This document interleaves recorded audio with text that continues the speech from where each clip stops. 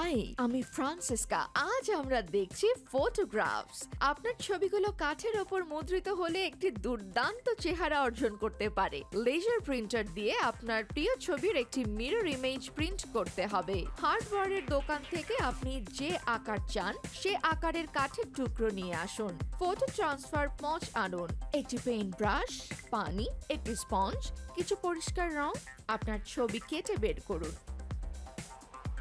আপনি দেখতে পাচ্ছেন এটি আমার কাঠের টুকরোটির মতো সমান আকারের। আমি এটা সমান আকারে কেটেছি। জিনিসটি এখন আঠালো হয়ে যাবে, তাই কিছু সংবাদপত্র নিচে রাখুন। সাবধানে কাট এবং আপনার ছবির সামনের দিকে আঠা ছড়িয়ে দিন। ব্রাশ ব্যবহার করে একেবারে সূক্ষ্মভাবে কিনারা পর্যন্ত ছড়িয়ে দিন। এখন আপনার ছবির প্রিন্টেড সাইডটি কাঠের ওপর রাখুন।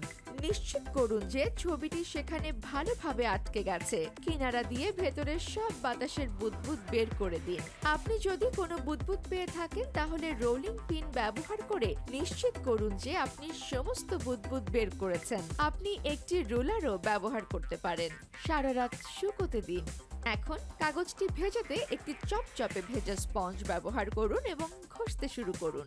একবার ওপরের স্তরটি চলে গেলে আপনার আঙুল ব্যবহার করতে পারেন। আপনি ইতোমধ্যে আপনার ছবি দেখতে পাবেন। আমি আমার আঙুল এবং স্পঞ্জ উভয়ই ব্যবহার করি। ঘন্টা দুয়েক শুকোতে দিন আর ওপরের তলকে মসৃণ করতে এবং ছবিটিকে সুরক্ষিত করতে বার্নিশ করুন।